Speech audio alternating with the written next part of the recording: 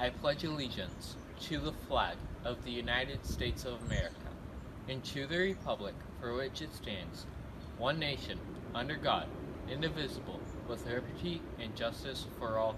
Thank you very much, Scott. Please remain standing if you have not yet removed your hats. Now would be a great time to do so. I have a very special guest, Captain Stephanie McKean from McGee-Tyson Air Force Base, that is going to come sing our national anthem. Before we get to that, though, we also have a very special guest sitting down here trackside. You met him out here at the track walk. His name is Gary. He's a special ops man. He's a serviceman. He is a chopper pilot that flew over 20 combat missions before his chopper crashed, and he has been in a wheelchair ever since. Thanks to the folks at the Infinite Hero Foundation, he has been helped out with an exoskeleton, and something that we all take for granted, standing up for the national anthem. Ladies and gentlemen, for the first time in 7 years, Gary is going to stand up for the national anthem.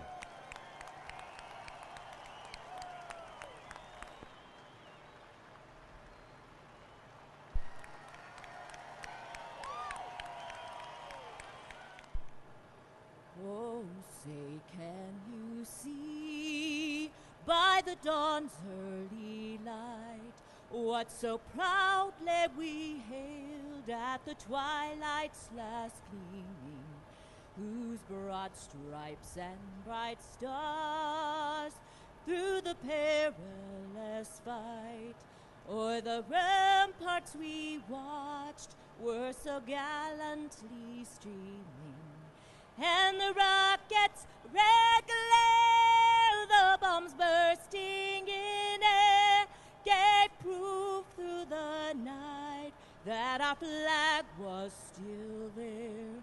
Oh, say does that star-spangled banner wave o'er the land of the free and the home of the brave.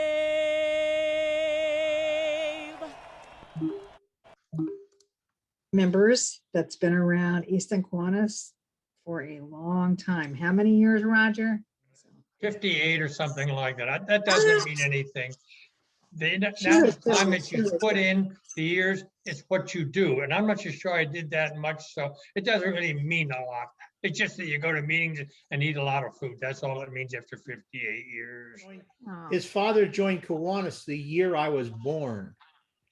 Okay, let's begin. Again, good afternoon. I hope you can all hear me well. I mean, when I tried to volunteer or volunteered for the March meetings, I decided I would throw my hat into the ring. Here's the result.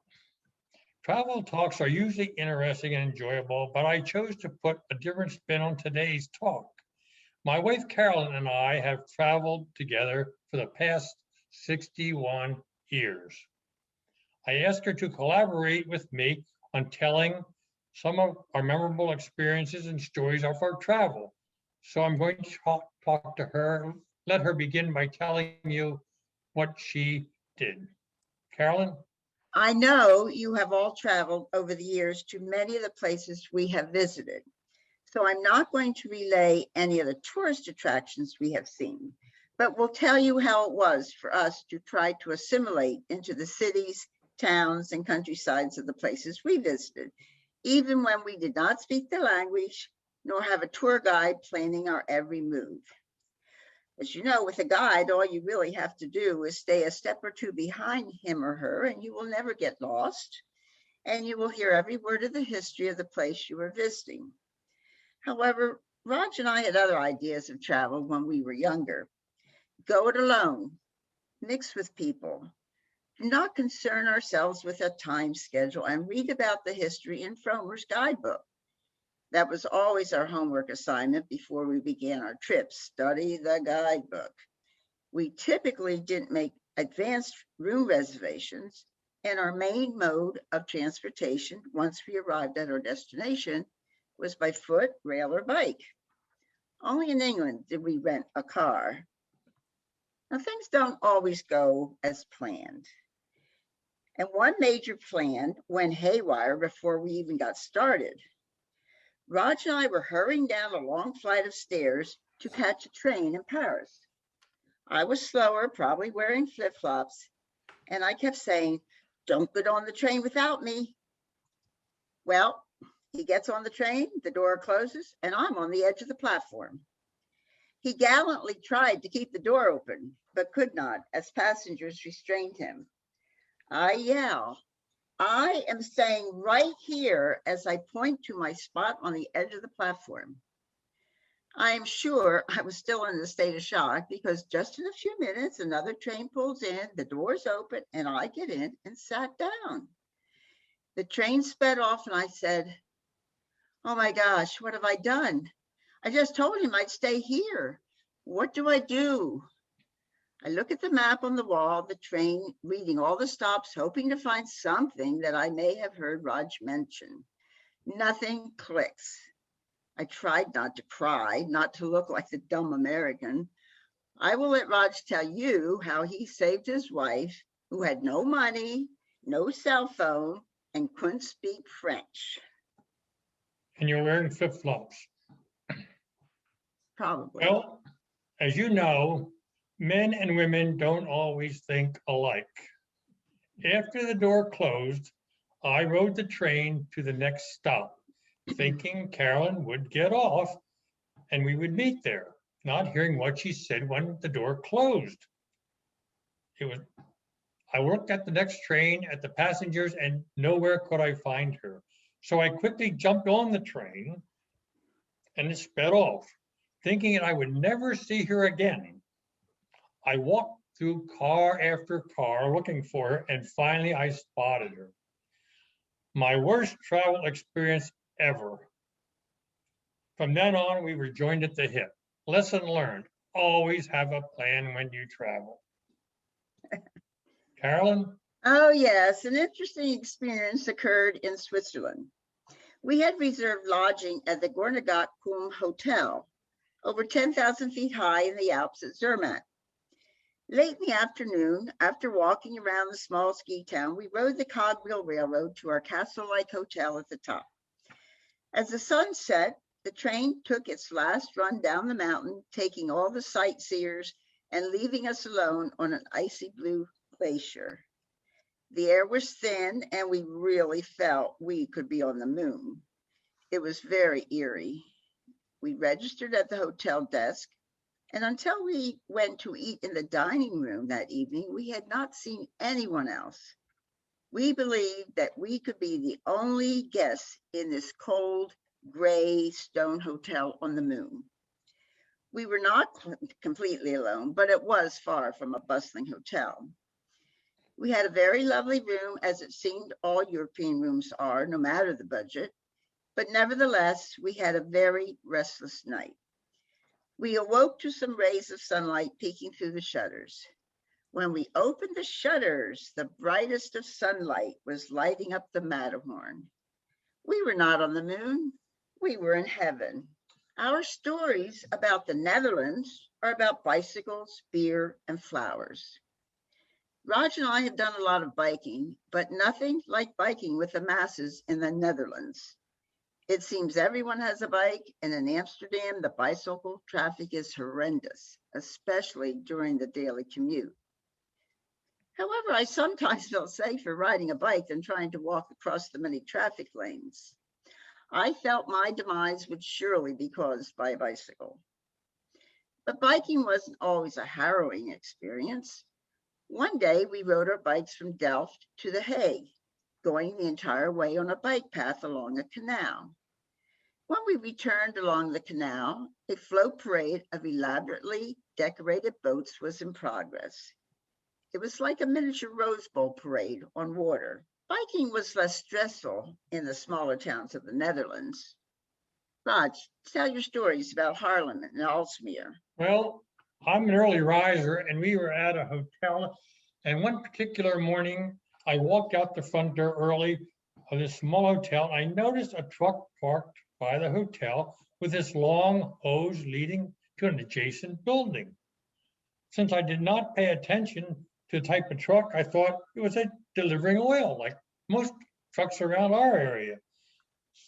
Since I did not pay attention to the truck, I realized that I better follow the hose and realized it was connected to a beer truck. I followed the hose into the building, and sure enough, beer was being pumped into tanks in the basement of the building. And you were not welcome there, Rod.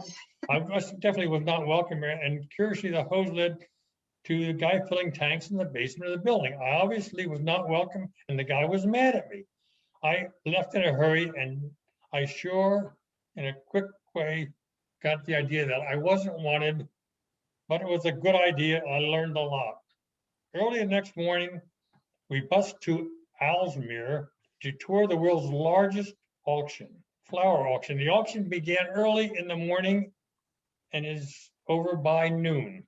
Every weekday, 20 million cut flowers and plants are sold. Oh, our self-guided tour was in a climate-controlled auction building occupying 250 acres and 165 soccer fields, and houses auctions, rooms, loading platforms, loading centers, banks, and restaurants. There were 10,000 employees who work around the clock at this flower auction. From a half-mile long suspended walkway above the main floor of the building, you see hundreds of colorful flower carts moving in every direction below you like ants, filling orders to be delivered around the world. It is a source of pride that the carts and the four conveyor belt system was built by SI Handling System in Forks Township. You may remember that building. The tour was recommended to us by Bob Berggren, a former president of Easton Kiwanis, and was a vice president of finance at SI for many years. Well, we'll move on to another European trip. We flew into London's Heathrow Airport early one morning and went directly to our reserved lodging at the Thanet Hotel. Weren't we surprised to learn we had arrived a day late and at checkout time, no less. I had not taken into account the time change. Luckily, we had reserved the room for 5 days, so our only inconvenience was paying for a bed in a nice hotel while trying to sleep in coach on the plane. We enjoyed all that London had to offer before leaving to see more of the country. Now, England was the only European trip we made using a rental car. And early on, we thought we had made a big mistake.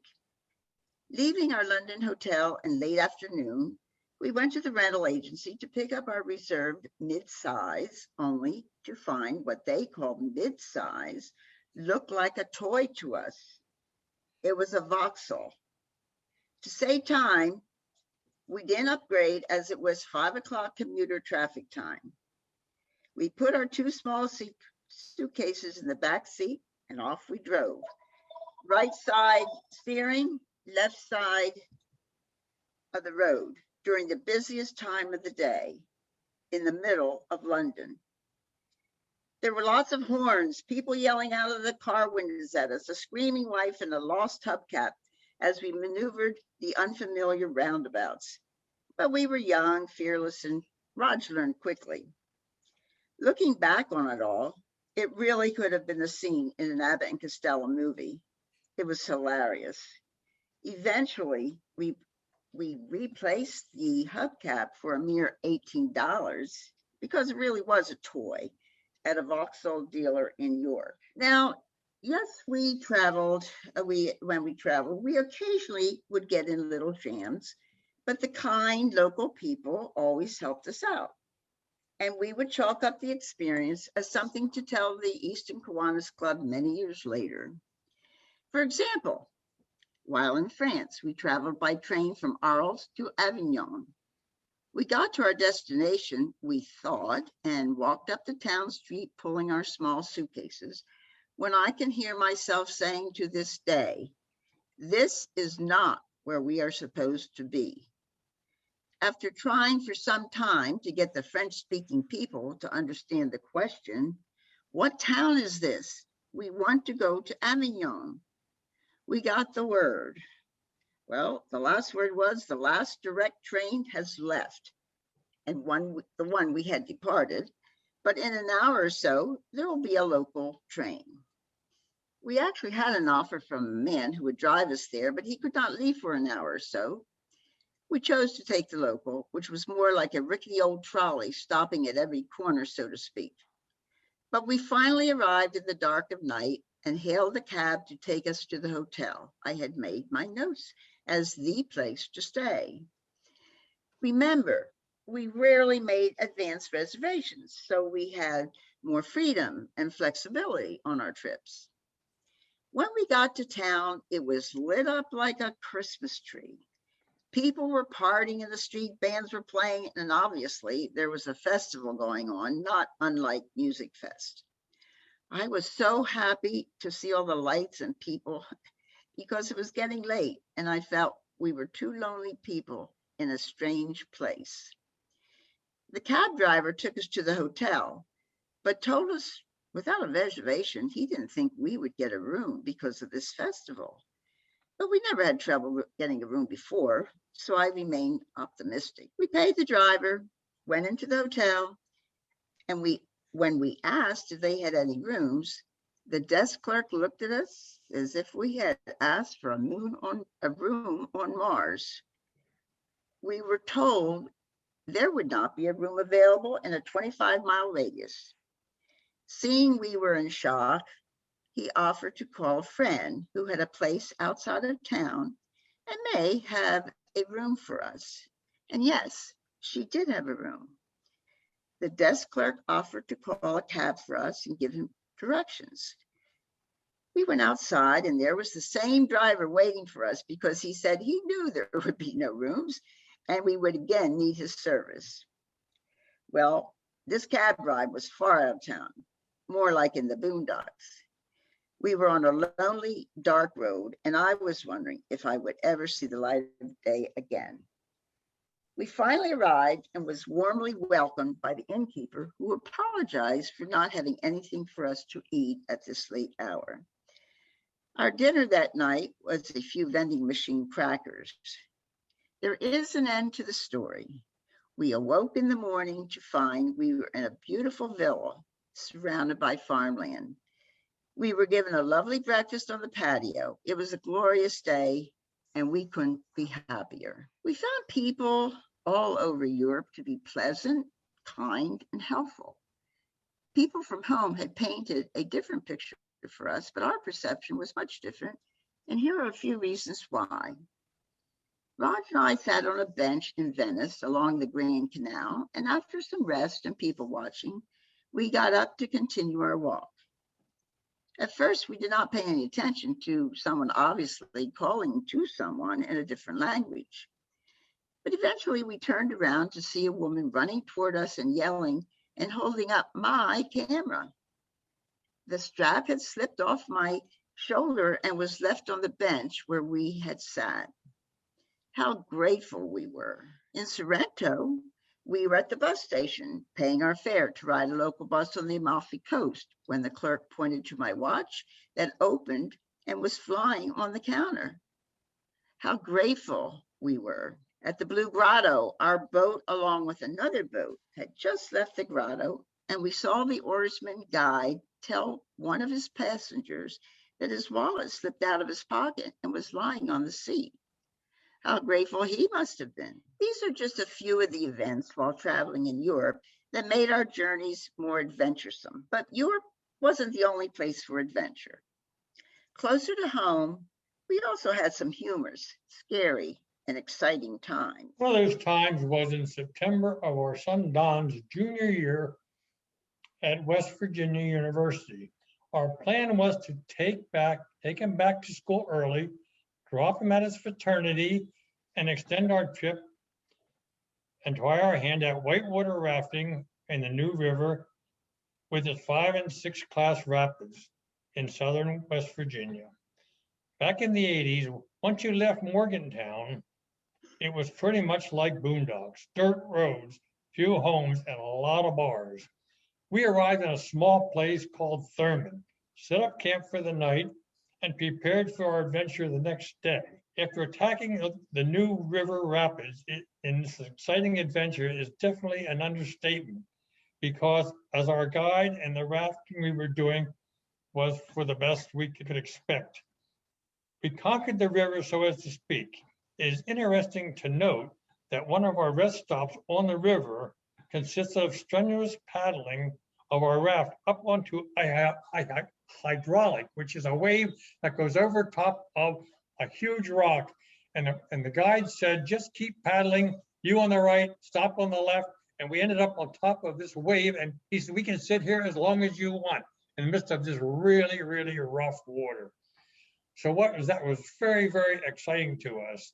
And then when we weren't doing that, we were relaxing on the river, swimming, floating, just having a good time. And it was one of the most single best vacations and exciting things we've ever done in our lives. I will say the scariest thing we have done is to ride mules from the ridge of the Grand Canyon to the Colorado River.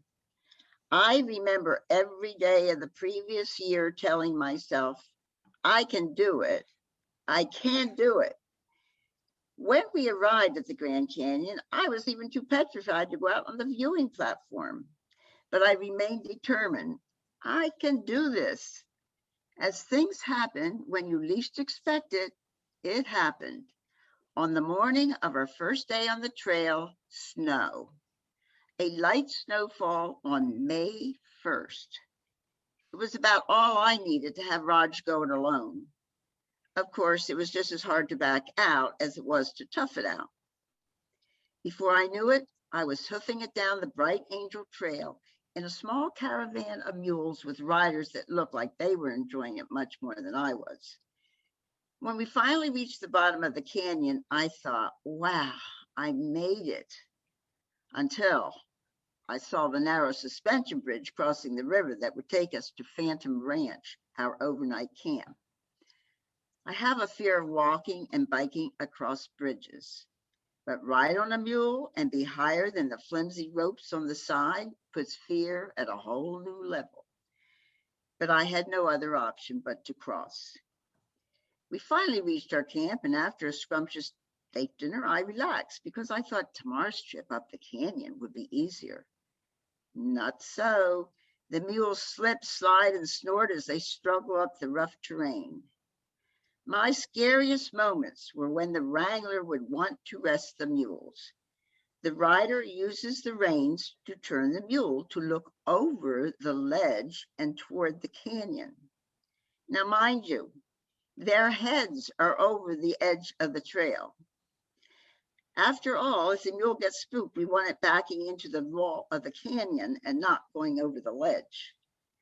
The scenery must have been spectacular, but I rarely saw it because I either was looking to stay close to the mule in front of me, as we were instructed to do, or I was looking over my shoulder straight into the side of the canyon. I saw lots of rocky walls. It was a 2-day white knuckle excursion for me. How about you, Rog? How did you feel? Well, I was extremely scared too. We were riding on this narrow, rough path with 5 temperature changes all the way down from early morning to late afternoon. I was on a large, stubborn mule named Madonna, who had a mind of her own. I was the last one of the 6 of us. 2 of the people with our group were from Bethlehem, which was interesting. I managed to control my mule, and by the end of the trip in the afternoon, we were the best of friends. Madonna also carried the mail bag up and down the canyon. You might mention that we only got off the mule once in a day. That's right. It was very hard. It Okay. was very exhausting besides. Well, an adventure we definitely did not ask for was when, I'm sorry, you tell about that. You tell about the Golden Touch. An adventure we definitely did not ask for when we were sailing in the British Virgin Islands on our beautiful, luxurious 72-foot-long sailboat. We were under power and for some time saw no land or any other boats. And we were enjoying the solitude on the calm blue waters of the Caribbean. Eventually, I noticed a small boat under sail in the distance coming at us, I thought. At first, I didn't mention it to anybody, but I continued to watch it. I then said to the captain, who was annoyed we were annoyed at him drinking all our beer, if this boat sailing towards us or away from us. The captain jumped up and went into emergency mode, shutting off the automatic pilot as if it was clear that something was in our path, and it was. Now what he didn't seem to be a problem, we didn't know anything about it, but it takes some time for the captain to gain control of the boat because of the automatic pilot. Again, long story short, we came dangerously close to this small sailboat, and the captain said we were much larger than them and we would have crushed them to smithereens if we had collided. As we passed the small boat, the passengers on the small boat were very angry at us and let us know it, but some on the Golden Touch, our boat, were delighted because we saw the women were all nude. Well, a more humorous, educational incident occurred on one of our biking vacations. With our bikes and each with a small backpack, Raj and I boarded a ferry in Hyannisport and headed for Martha's Vineyard to explore the island for 3 days. One day, while sitting on the beach, we saw many people walking the beach that appeared to have some physical affliction. Big brown splotches all over their bodies. We wondered what this could be, and my diagnosis was somewhat bizarre because I thought these people had leprosy. Of course, I knew lepers weren't sent off to some far-off island from people, as once was the case, so I believed I could be right. We decided to walk down the beach before getting back on our bikes and soon came upon a nudist beach. One of the attractions the nudists found there was the healthy benefit of the sand salt compound for their skin and general healthy well-being. The high tides provided the water to form a paste. They would lie in tubs made by Mother Nature and cover their bodies with this natural compound. You can see that on that picture. For a change of activity, they would don their bathing suits and take a walk on the more traditional beaches. The brown splotches we had seen was their tan skin showing when some of the white sand salt compound dropped off. So they were not lepers attending a support group gathering, as I had suspected. We left Martha's Vineyard, took a ferry to Nantucket, and toured that scenic island on our bicycles, even visiting Chappaquiddick only a short time after the tragedy involving Ted Kennedy and a young woman from Pennsylvania.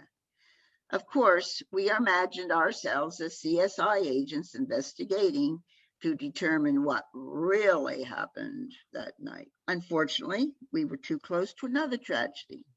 We arrived at our B&B in suburban Atlanta to spend a week following the track and field events of the 1996 Olympics.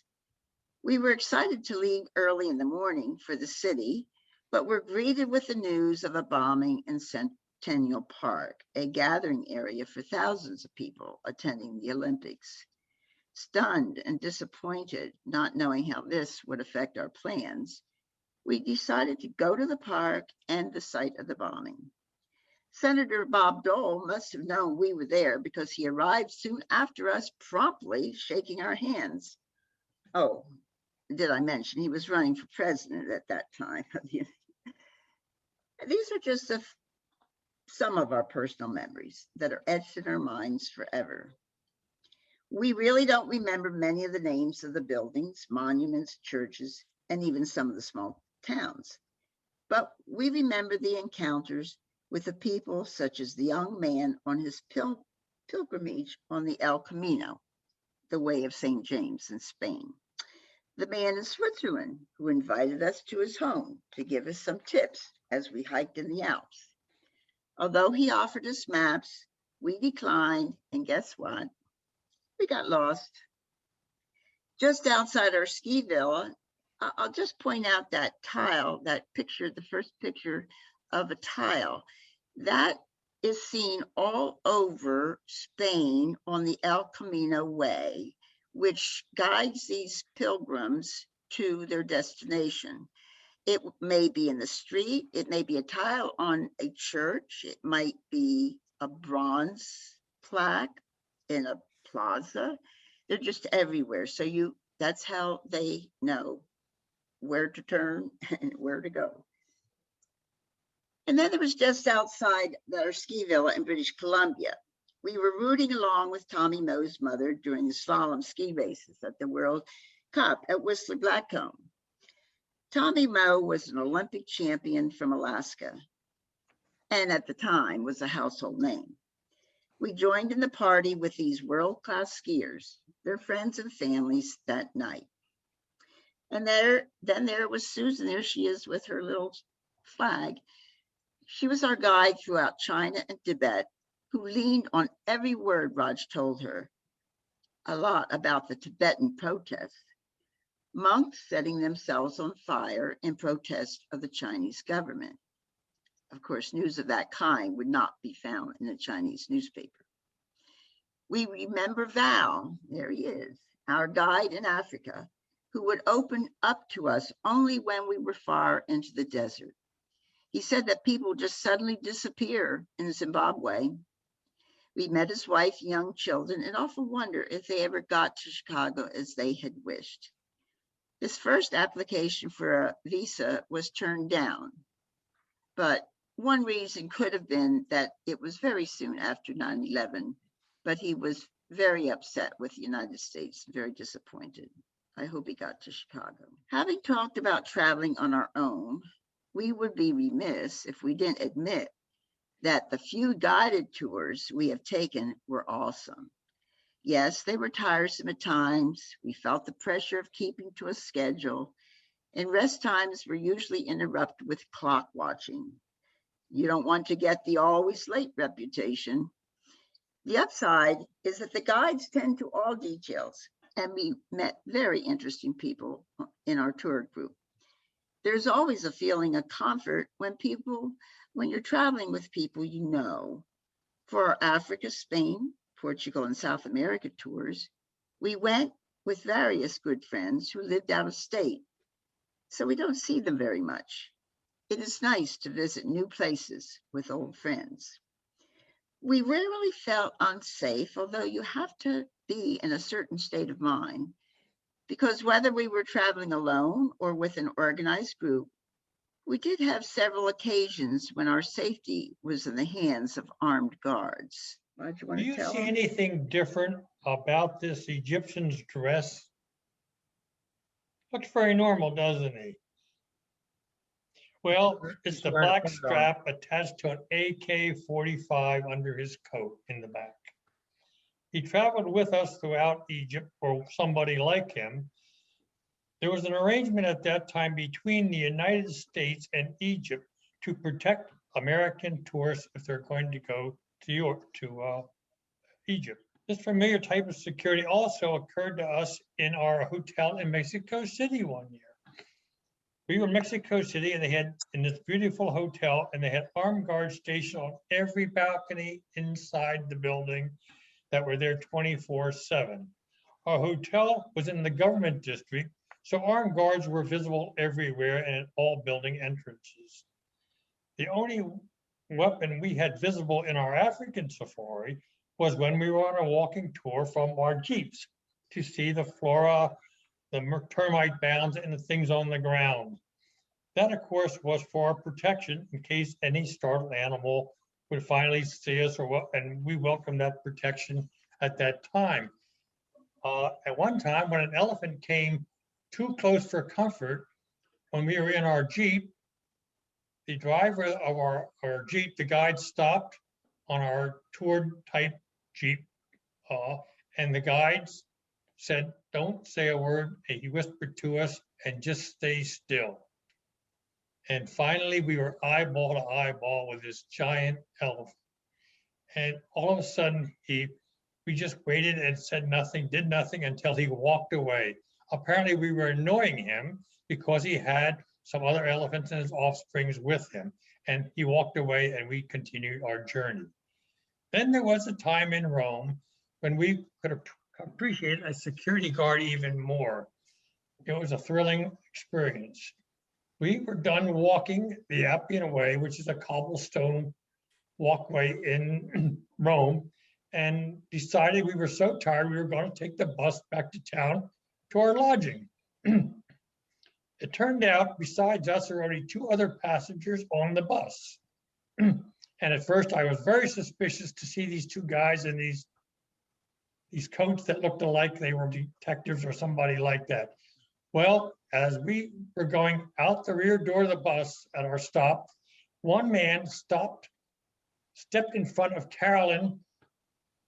Between Carolyn and me is the best way to explain it, I guess. And all of a sudden, Carolyn gets off the bus, and these guys have me trapped between them. One guy in the back of me has his hands in my pockets, and I know what they're doing. I elbowed the guy in the back, pushed the guy in the front, jumped off the bus, and we were safe.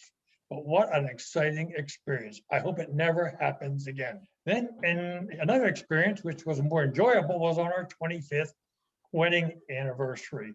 Our family decided to surprise us and send us to Bermuda for a nice vacation. This was our very first trip by a plane, so we were a little bit nervous about driving to Newark and the airport and what was going to happen. And suddenly, after an early morning exit from Easton down Route 22, there was no 78 at the time. We come in to the Plainfield area on Route 22 on an early Sunday morning, and they're moving this house on a huge flatback trailer right in front of us as it turns onto 22. I panicked and I said, we'll never make our flight at the airport. Well, we did. And as soon as we checked into our hotel in Bermuda, I quickly changed into my bathing suit, and hopped into the water. I was exhausted. And there's this young couple, the only other people in the water at our lodging.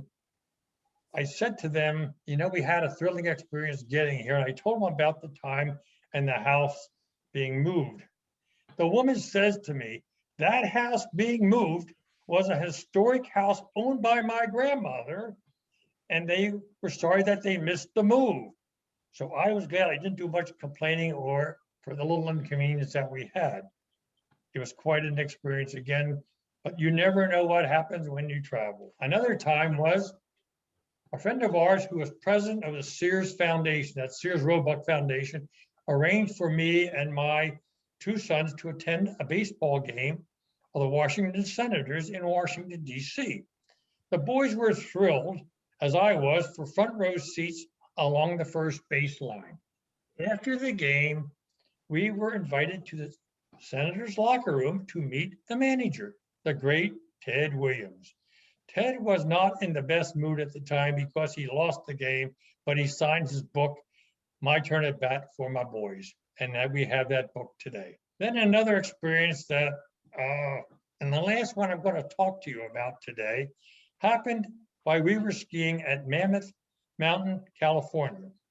Friends of ours in California drove us after we were finished skiing to Bishop, a very small town on the Nevada-California border, so we could catch a bus to Death Valley. We wanted to see it. As we waited on a bench alongside the road in our ski clothes with skis and suitcases, waiting for a bus, a policeman drives up and he spots us and he says, "Where are you people going? What are you doing here?" We explained our plan, but also told him how difficult it was traveling with skis and our equipment. He said, "Come with me." He took us to a nearby gas station, locked up our skis, said, "We can rent a car there and take off and enjoy yourself." We rented the car and off we went. We did what was the right, we did what he said, went to Indian Wells Hotel, got a room for the night. Except for the Oasis is in Death Valley, and Death Valley is really appropriately named because it is like death, it seems. We walked to, or drove to, the Badwater Basin, 282 feet below sea level, the lowest point in the United States. We parked our car at a roadside parking area, large enough for just about 2 or 3, 4 cars, and took a walk on the salt flats. After a short time, we noticed our car was the only car parked there, and we were all alone. We stopped, we listened. There was no sound, no movement, just a 200 square mile expanse of gray, flat land, like you were on the moon or in a vacuum. Feeling that we were the only ones left, we hurried back to the car and went to our lodging. We had fun with all these adventures and hope that you found them exciting as we did in our talk today. However, we never could have done it without our daughter, Karen. She put it together for us in this PowerPoint presentation, and we're so grateful for her and for Bill for helping us present this program today. We told you some of our memorable and unusual travel experiences and moments, and we hope that sometime you will tell us about your unique experiences and what happened to you. So have a good day and enjoy this nice, warm, sunny day. That's it, and goodbye. If you have any questions, now's the time. On that note, we're going to conclude our meeting. And we'll give him a round of applause. Very Couple good. attaboys, too. Thanks a lot.